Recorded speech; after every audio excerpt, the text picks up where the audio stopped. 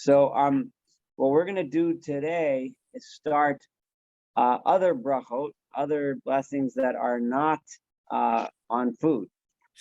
So it's a broad category.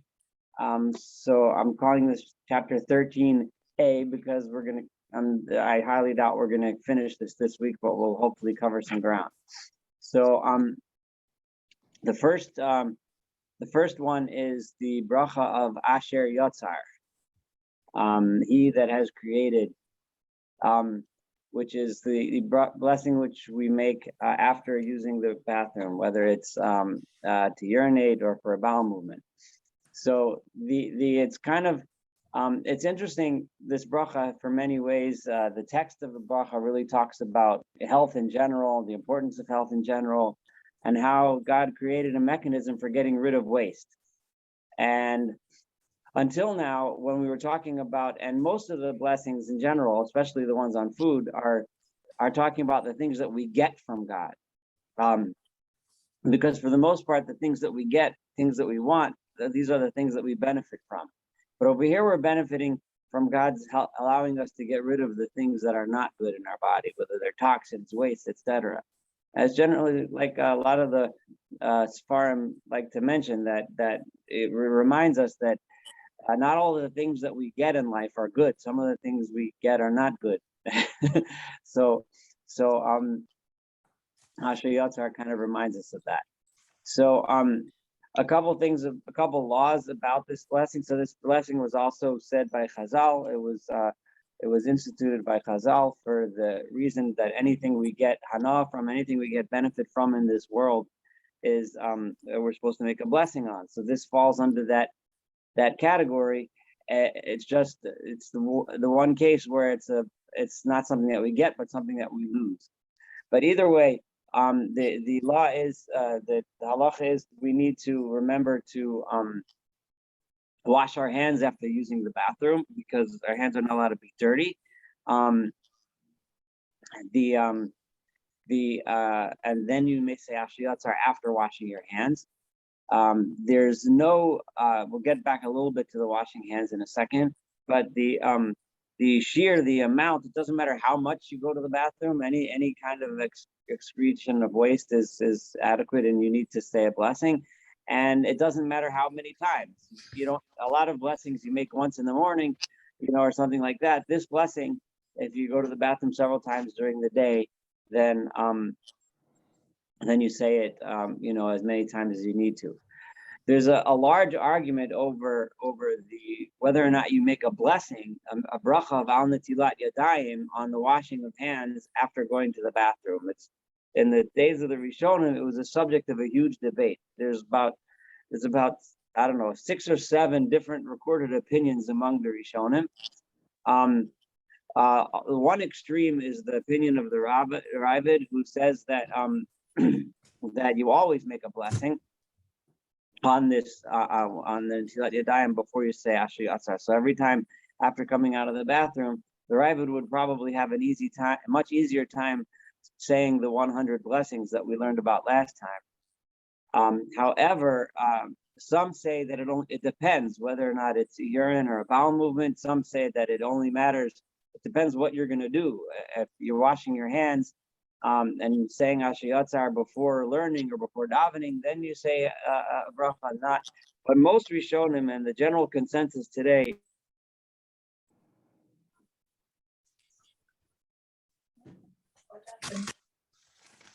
That's what most have said.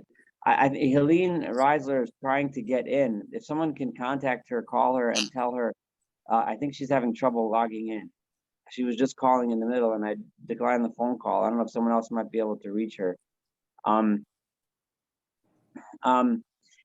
Anyway, so the general consensus is that we don't make a blessing, don't make an al netilat yadayim, and kind of tagging along with that argument about whether or not you make a bracha of al netilat yadayim is the issue of how do you have to wash your hands in the same way we wash our hands in the morning when we wake up.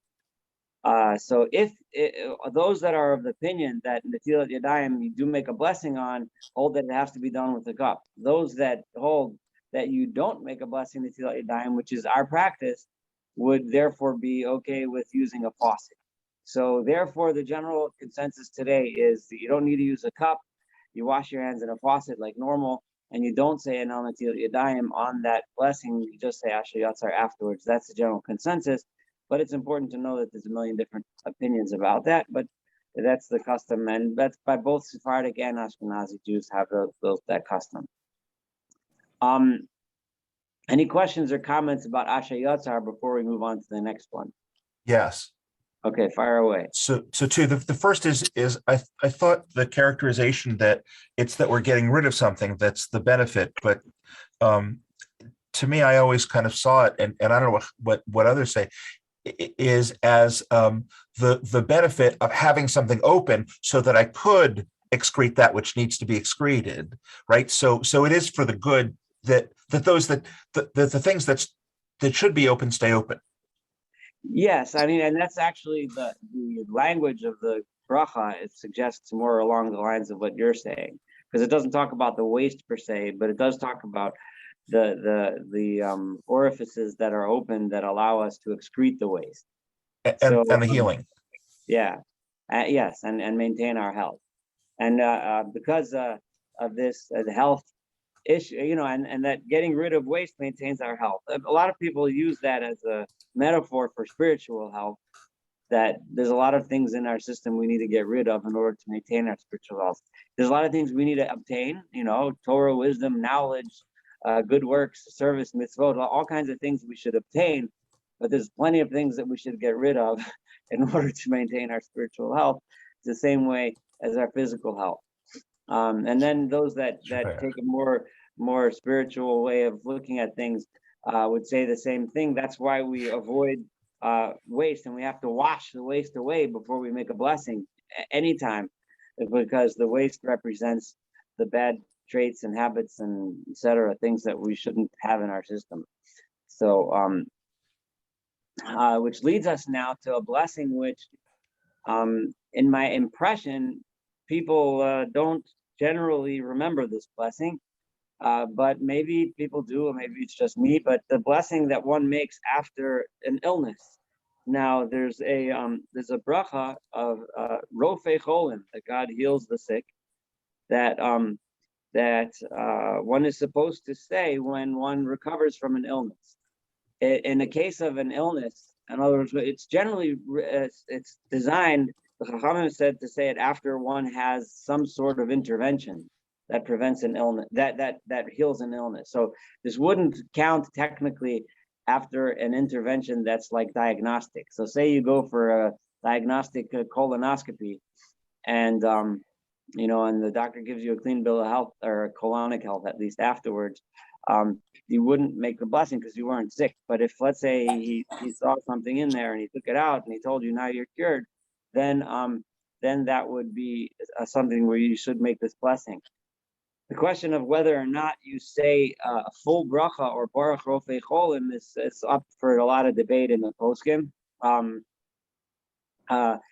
Most hold, at least in the Ashkenazi community, the custom has become that if it depends on whether or not it's a life-threatening illness, and if someone was ill with something that had a potential danger to life, or a very serious illness, even if not life itself, but very serious, then you would say a full blessing with Shem HaMachos. You say Baruch Atah Hashem Elokeinu melech haolam rofei cholim.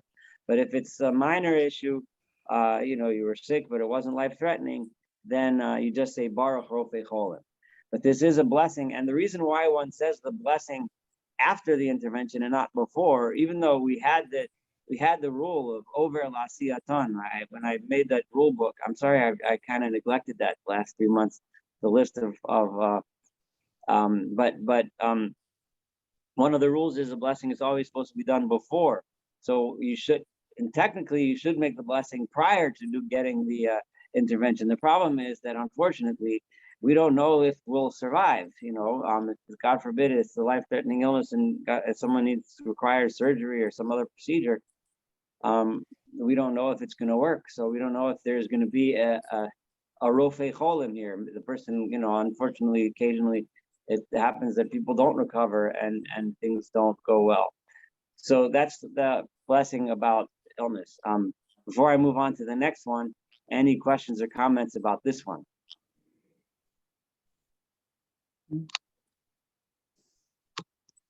If there aren't, then we'll move on. This is a little different. There's also a tefillah, a prayer that one says. I'm learning the laws of brachot, not the laws of tefillot. So there's a that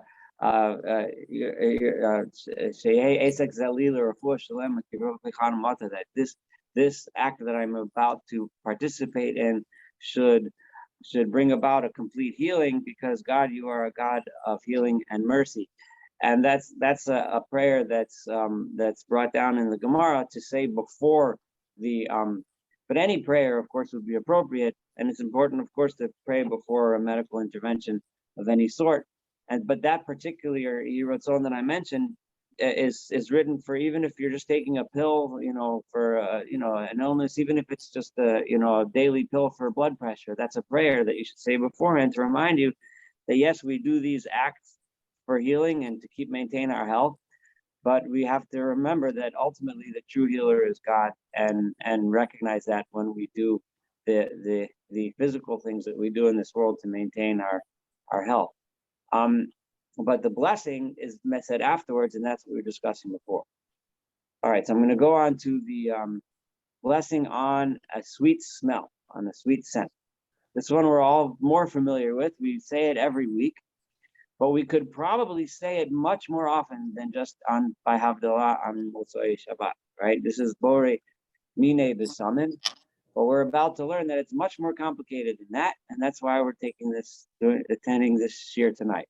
So, for starters, again, this fits into the category of any time we have benefit from something in this world. The Chazal said we're supposed to say a blessing, so they were mitake, and they set a blessing for each thing. So we talked about food, we talked about going to the bathroom, we talked about a healing intervention, and now one also gets benefit when one smells something nice. When something smells good, we get benefit from that. It gives us pleasure.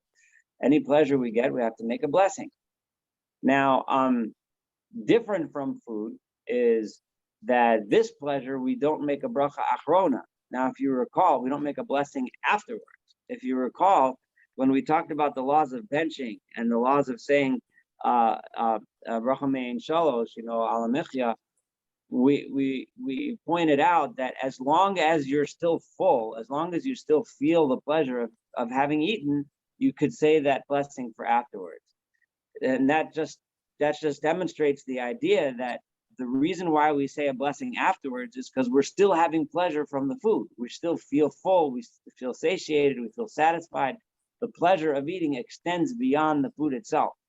However, when it comes to a smell, like the smell of besamim, the pleasure of the scent, it only lasts while we're actually smelling it. Afterward, there's no more pleasure. So therefore, there's no bracha achrona. But there is a bracha that's supposed to make beforehand, and it's a bracha that, as we'll see shortly, we should probably be saying much more often than we do in practice. Now, there's 5 different versions of the blessing that are brought down by Chazal, and those 5 I listed. I transliterated them in English, but I'm in 3B1 in my notes right now, or 1, 2, 3, 4, 5.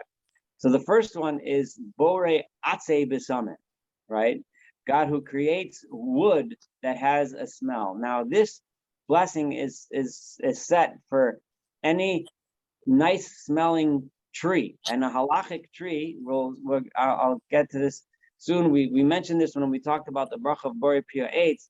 A halachic tree is a tree that is a plant that has 3 characteristics. Number 1, it grows. It doesn't get planted from year to year. In other words, it grows for several years. It grows for longer than one season. And number 2, it's hard, like wood, as opposed to soft and bendable. I mean, you can know the difference between something that's wood and something that's not. And number 3, it has leaves coming out of the stalk, or off the branches. So The most famous example of this, of course, are hadassim, the myrtle, which is often used because it has a pleasant smell. And that one, the technical blessing on that should be borei atei b'sameh.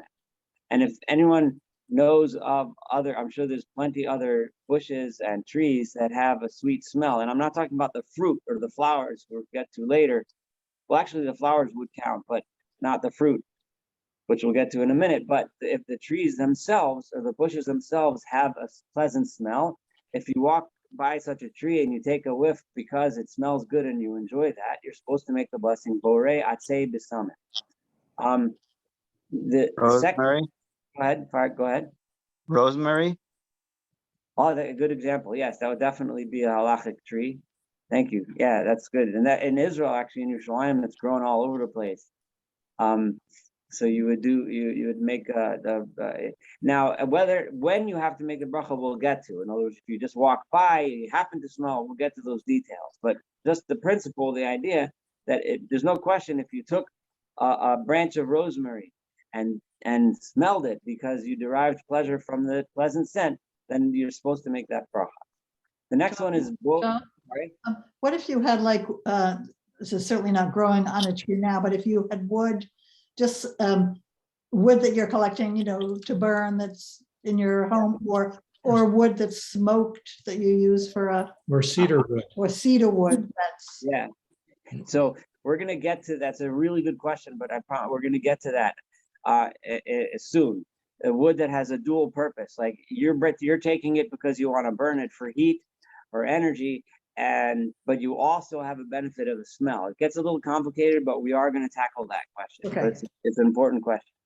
But right now I'm just laying down the principal idea that there's no question that if you have a piece of wood whose purpose for you at this moment is to derive benefit from the scent, from the smell, then yes, you say borei atzei b'sameh.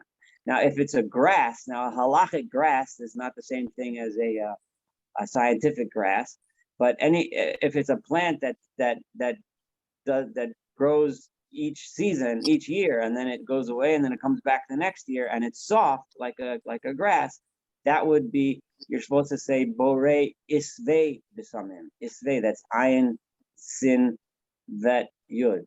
Borei isvei b'samim. I think like mint leaves would definitely go under that category. A lot of herbs that grow, like that cilantro, or if you think about any of these pleasant smelling herbs, they would go under the category of borei isvei b'samim. Now, it gets confusing because sometimes there could be little seeds that grow on certain plants, and sometimes there could be flowers that grow on a tree, but they look soft. So some people think, oh, a flower goes from the ground, it's really a grass. So people get confused a lot. I'm making that point, and I'm going to come back to it in a minute. But why that's important halachically, that people often get confused. It will explain why many of us might be unfamiliar with some of these brachot. But the third one is hanotein reach tov. I skipped a word in my notes there. Hanotein reach tov b'peirot. What God who gives a pleasant smell in fruits. That's for fruits. The most common one is an etrog, right? If you take an esrog and it's not Sukkot, if it's on Sukkot, it gets a little more questionable. But if you take it because you love the smell and you take a hold of fruit and you take a nice whiff, or any nice smelling fruit, then the blessing you're supposed to make is on nosein reach tov b'peirot. And then there's a catch-all, and the catch-all is borei minei b'samim. And Chazal, because in many cases these things are confusing, borei minei b'samim literally means all types of nice smelling things. And the confusion when the custom of Havdalah, this is historically how it came about, that most people only make a borei minei b'samim by Havdalah and other times during the week, is because the average person often has no idea where this nice smelling thing came from, or they don't know the difference between a halachic tree and a halachic bush and a halachic plant and a grass and a fruit. So the borei minei b'samim is kind of like the shehakol, of which we have by food, but with one difference, that a borei minei b'samim, even lechatchila, even if you know even if you don't know for sure, like we said, by food, you should try to find out what blessing it is. By Bori Mine Besamim, it's a little bit less important, and Chazal allowed you to just say Bori Mine Besamim. So the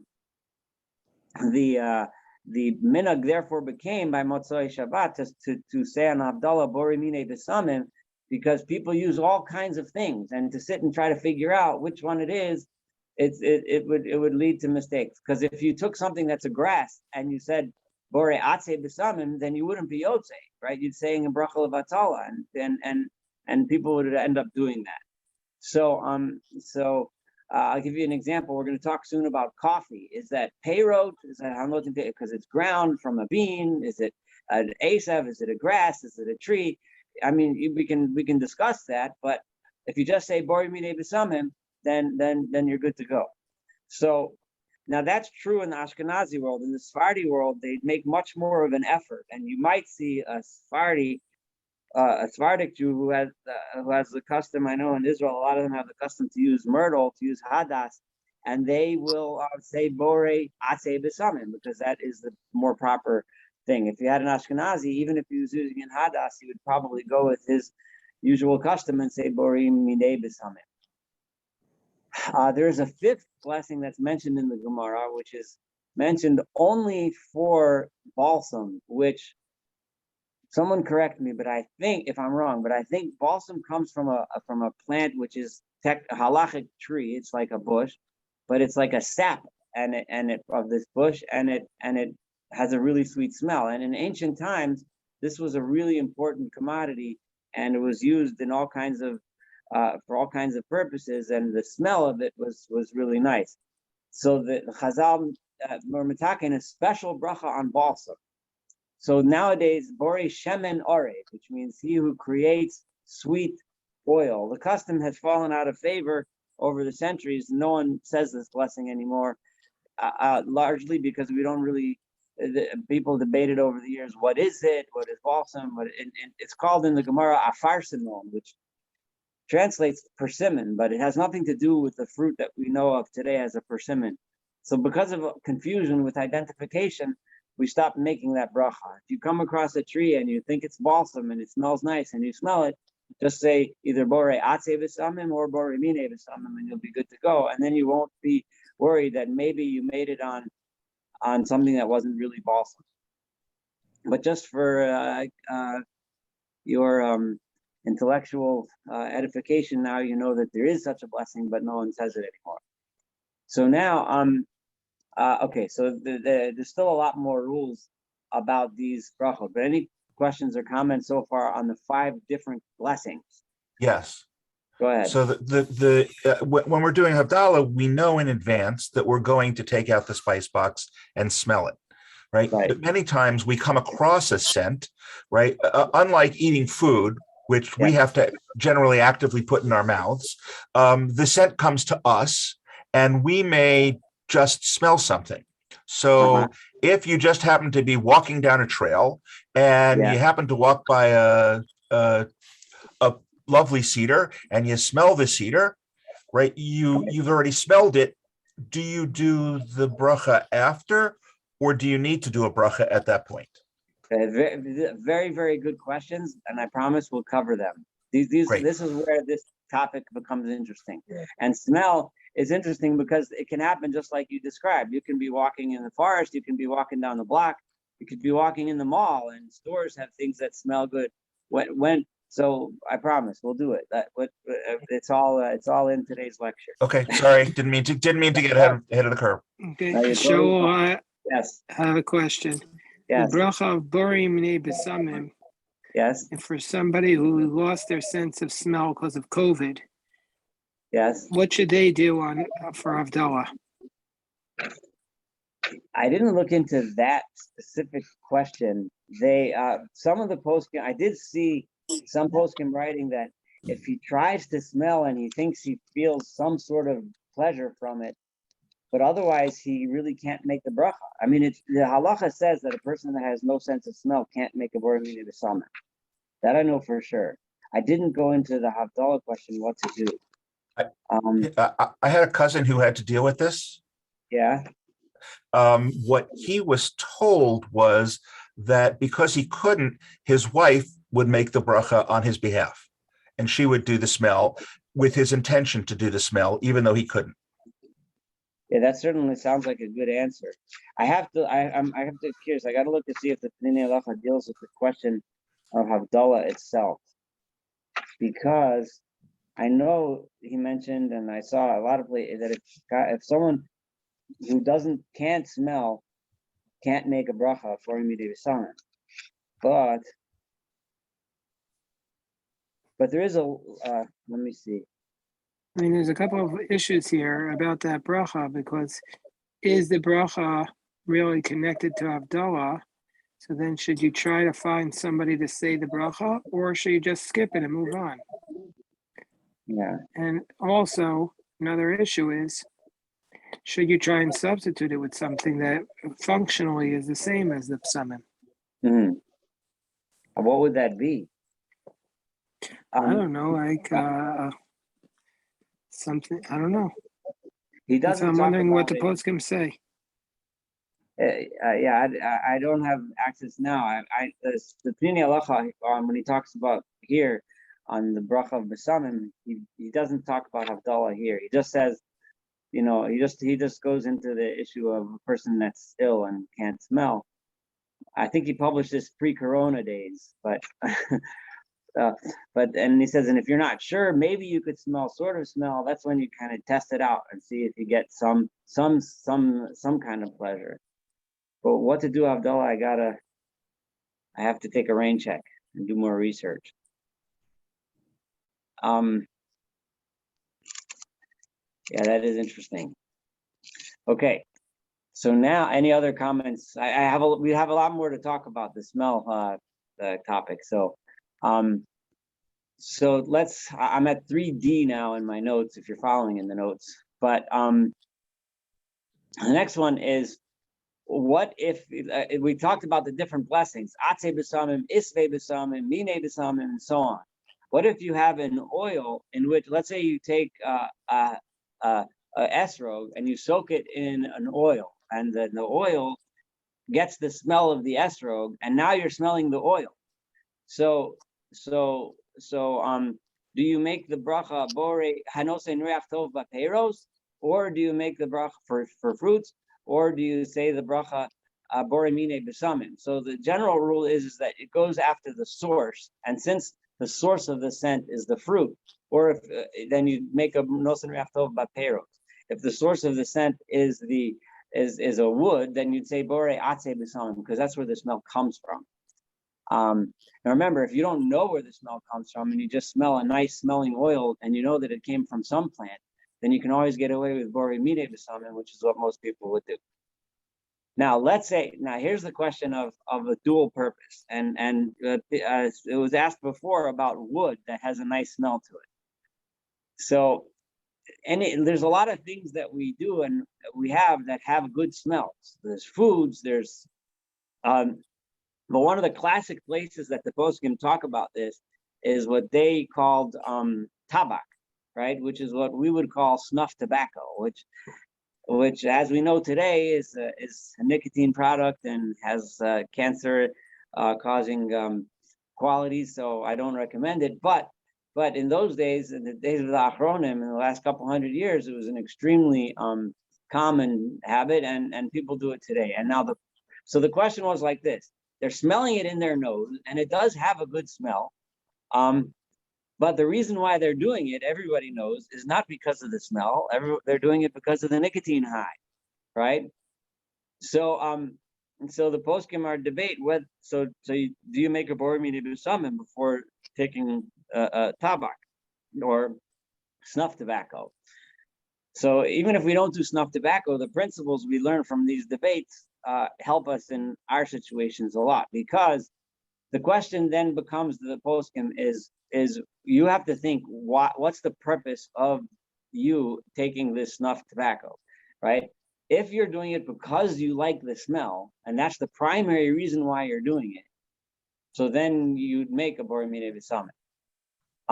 Actually, you might argue they should make a bori isay or something. I think tobacco would qualify as a halachic grass, but that whatever. That's not the question I'm dealing with now. But the other question is, but if the primary purpose is because you're addicted to nicotine and you want the high, well then that, which is most of the time the case, then you do not make a bracha bori minu samim, even if you happen to smell it.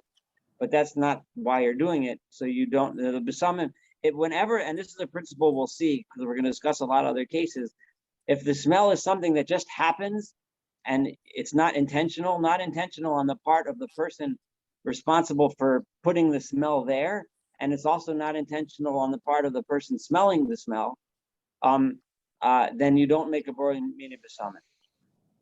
And I'll give more and more examples, and you'll start to see the pattern, how this works and how to make these decisions. Let me get back to well, actually, we'll mention this now. The next thing I wrote about is in my notes was synthetic sense.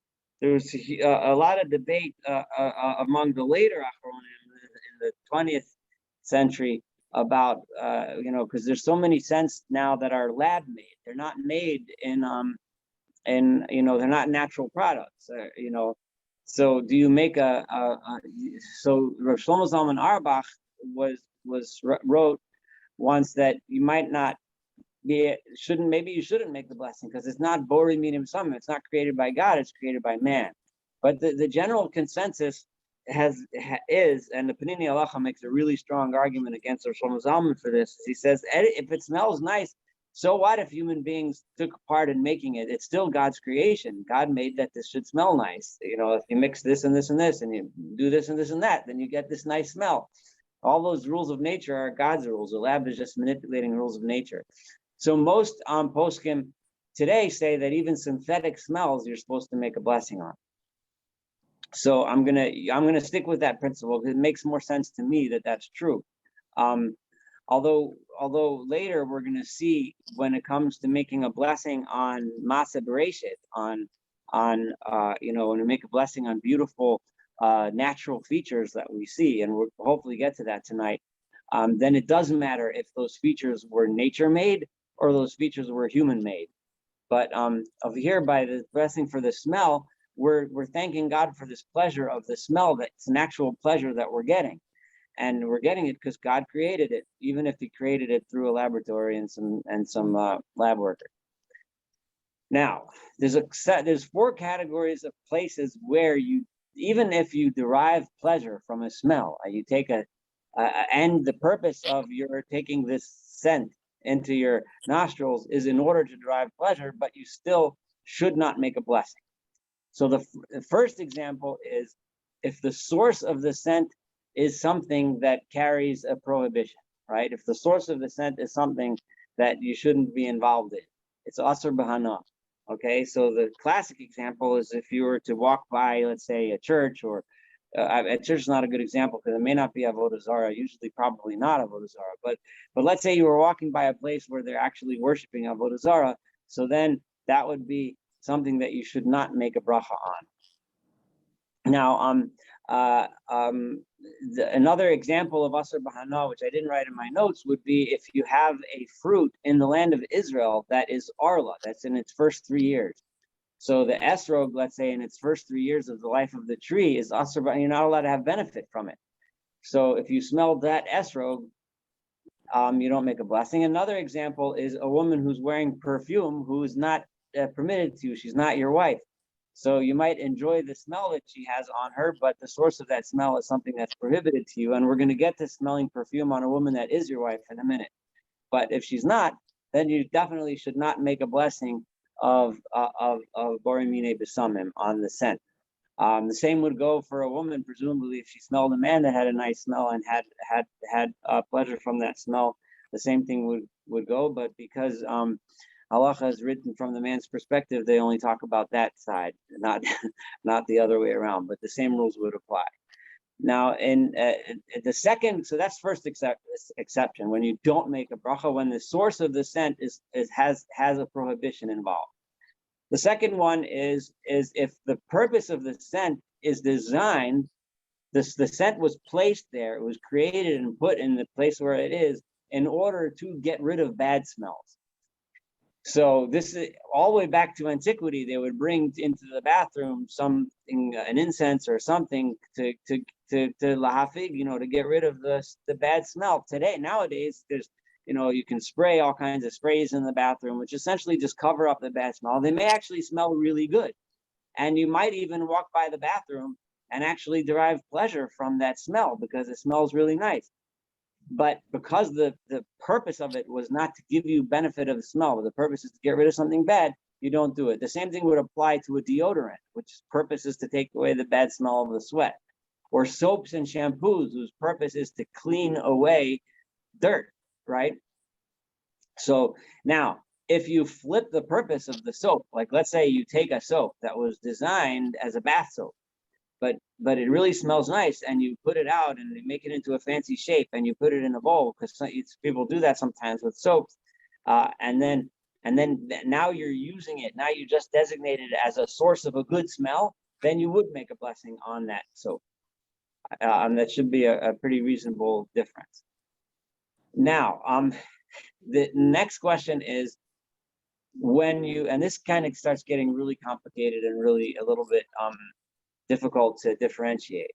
But imagine where you take a scent is manufactured, right? Or it's grown or manufactured in order to give other things a good smell. So the classic example is if you have, you put a product into, let's say, a closet in order to make your clothing smell good.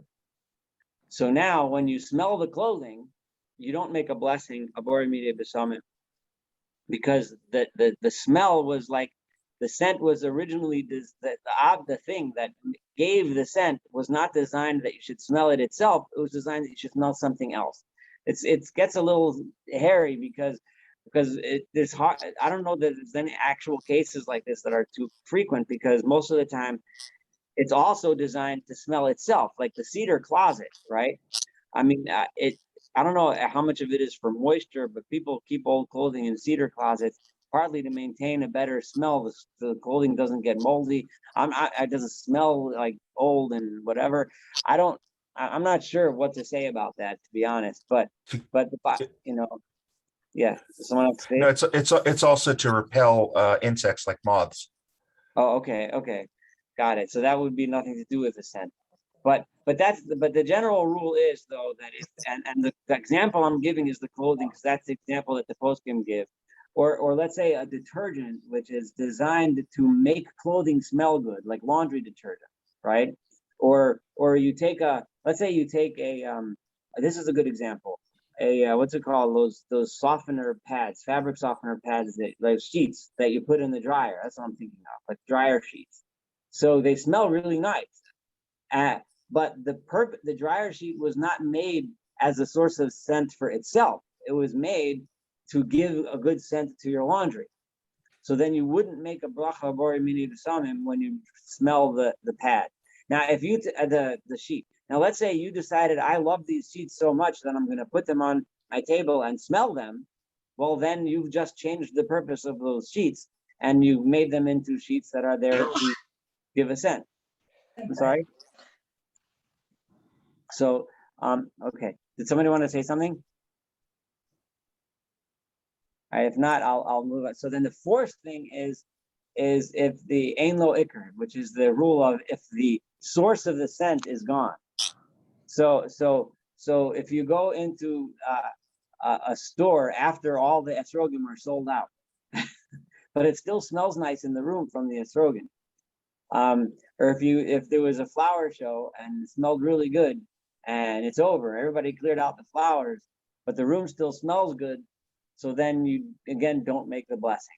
And this is where perfume becomes a thing, right? When a woman puts perfume on, or if a man puts a scent on, right? As long if it's still there, if the perfume is still wet and it's like still on you, then you would make a blessing on it, assuming it's a woman or a man that there's no prohibition involved, but it like is your spouse. But if the perfume is gone, and it's just that left the residual scent on the person, so that's why you don't walk around making blessings. If you go to an affair with your spouse and she smells nice, you don't make a blessing every 5 minutes because you're smelling her perfume, because the perfume itself is gone. But if you're there when she's putting it on, or the woman herself when she puts it on, or the same thing for a man, should make a blessing on the perfume. And I don't know how many people actually do this, but there is a blessing to be made, and you should say a borim minim some because it's designed for smell. It's designed to get that pleasure from. Okay, and then we were talking about if you walk past a place. So I mentioned, and these are some very common examples. If let's say you walk past a store, right, and the store, let's say you walk past a store that sells, one of these candle stores, right, or a place that sells oils, so they deliberately make sure that that scent wafts out of their door into the hallway, into the mall, so that you should smell it when you walk by, right? So that's a scent that was deliberately placed there in order for people to derive pleasure, right? Or if someone makes a garden for the purpose of it being a beautiful garden, in a park, let's say, the purpose of it is to draw people to the park, so they should have a beautiful experience. And part of that beautiful experience is the scent of the flowers. Then absolutely one makes a blessing on such an experience. The question then becomes, what if it's a spice store? And I used to have this, I don't know how, I grew up in Baltimore, and in downtown Baltimore when I was growing up was the factory of the McCormick Spice Factory, the famous McCormick Spices. Now it moved out to Owings Mills, Maryland, which is right also near where I live. So there's times when you're walking around and you smell this from the spice factory, and it's an incredible smell. It just comes with the wind, and it's like, wow, they're making nutmeg today. and it's really nice. But so here's the thing. If the purpose of that, if the company, in addition to grinding nutmeg, they also want you to smell it because they want you to think, I love that smell, I'm going to go buy myself some nutmeg, right? If that's part of the purpose, and if you're walking in a mall, it certainly is. Now, if you're walking past the McCormick Spice Factory, it may not be, right? But if you're walking past the store, it definitely is, right? And then you definitely would make a bracha. Now, the exception is, though, that if you are, let's say you're walking down the street in Baltimore and the McCormick Spice Factory is straight upwind from you and you get this big whiff. So if you just happen to smell it, then you don't make a blessing. But if you go ahead and go and take a nice whiff and say, wow, that smells delicious, well, there you just established that smell for yourself as something whose purpose was for smelling and enjoying it, and then you're supposed to make a bracha. So if you happen to be walking with your friends and someone says, hey, I think they're making nutmeg, that's one thing. And these are conversations I remember having as a teenager. But if someone takes a whiff and says, that's delicious, I love that, then yes, then definitely that person should make a blessing. The same thing goes if you pass by an orchard. So I said, if a garden is planted and part of the purpose of it is in order to make a scent, right? Or if you're walking in the forest and you smell, the purpose of the things growing in the forest, of course, is for their own purpose. God just made a beautiful world.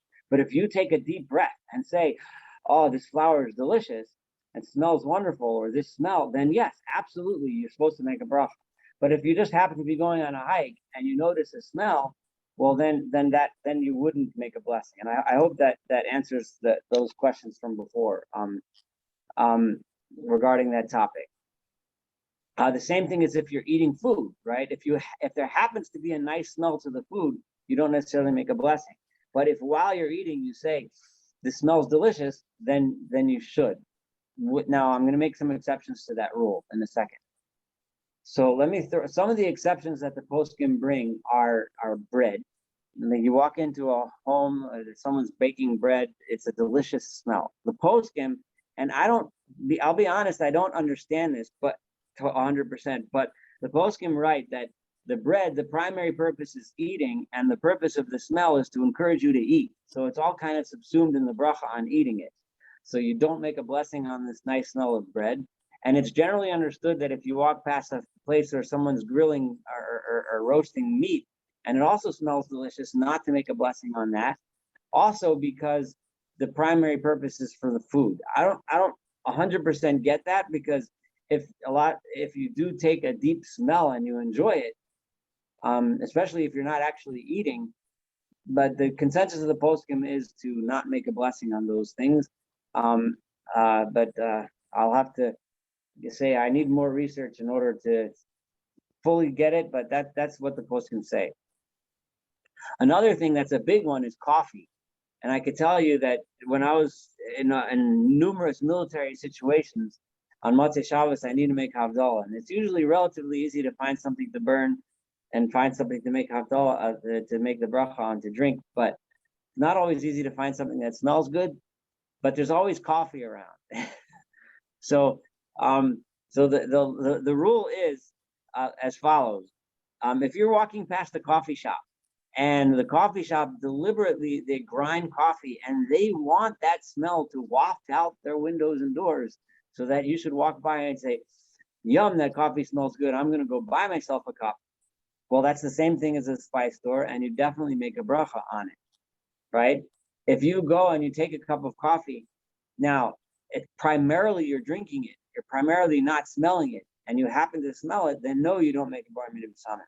But if you put the coffee by your nose and take a deep whiff and say, aha, that smells delicious, then absolutely you're supposed to make a blessing on it, because it's the same thing as any other pleasure derived from this world. So those are so another important point before I leave the topic, and I think I'm going to have to stop here, is the issue of, let's say you go into a house and it smells delicious. They have you know, I don't know if this is the best example in a halacha class, but you know, if you ever visited your friend's house in Christmas time and they have all of the Christmas smells, it's just like delicious smell. And you walk into the house, you make a blessing. Of course, you make a blessing on it.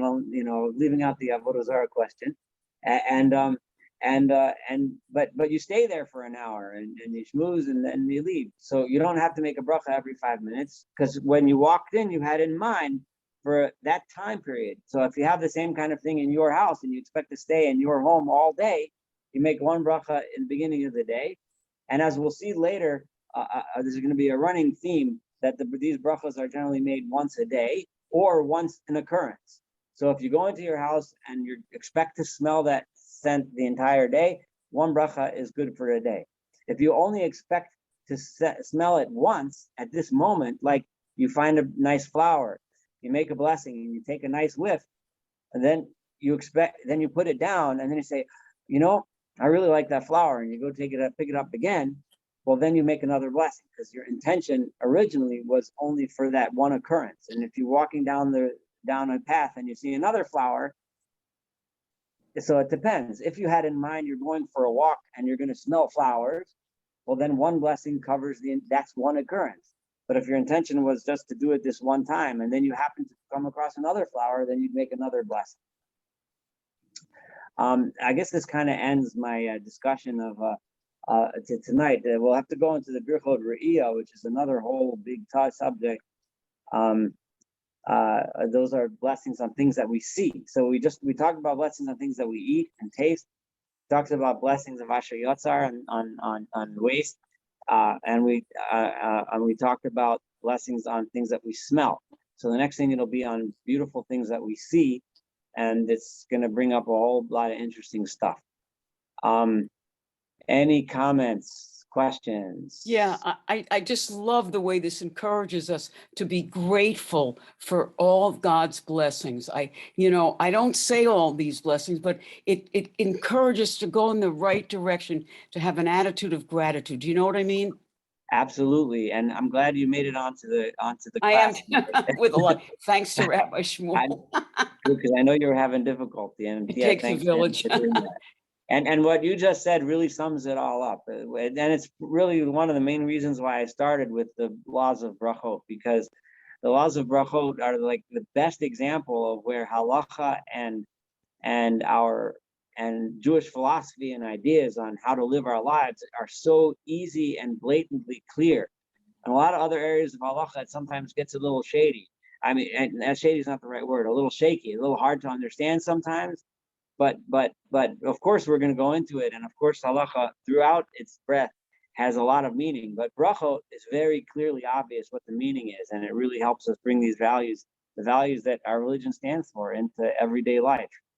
And thank you for saying that. Thank you. Yeah. Any other comments or questions? I do. I have a question. Yes. Suppose you're employed at the McCormick Spice Factory and you're smelling different scents all day, or you're in a drugstore that has a different selection of things on display like perfumes or other scents. Well, that's a really good question. I'm gonna so in the next topic, Birchot Re'iyah, the laws of is going to deal a lot with the questions of when you see something often, do you make a blessing on it often? And it's often they have the same question of like let's say I was going to say this, but it'll be next week, but I'll just give it a preview. And that is that if you let's say you work in Colorado as a ski instructor, and every day you get out of your cabin or wherever you live and you see the Rockies, right? That's your work. That's what you do every day. So do you make a blessing every day? So the idea there is in general, if you're doing it as your job, like let's say, and it's something that you experience constantly all the time like that. So there's no wonder, there's no amazing experience about it, then you wouldn't make a blessing every time. When you first walked in the first time you worked there and you were amazed by it, then yeah. But if it's a repeated experience over and over again, and for you it has become kind of mundane, then you don't, except possibly every 30 days. But we can get there. That's and where the number of 30 days comes from is really a topic for when we talk about Birchot Re'iyah, because there it's very common. So they talk about, a guy who takes the subway every day and he crosses over a river, right? And the river is beautiful, and you're supposed to make, as we'll learn next week, an Oseh Maaseh Bereshit when you see a nice river.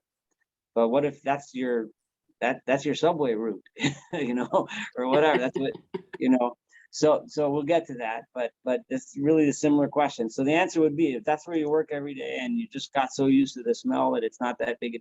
But if you're smelling and deriving pleasure from it, then it would probably be a once a day thing. But if it's not a pleasurable thing anymore and it's just routine run of the mill, this is just how my office smells, it would probably be nice to work in that factory actually, but except for when they're making garlic powder, I don't know. But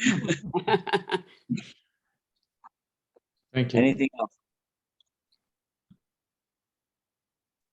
All right, so we'll see you next time.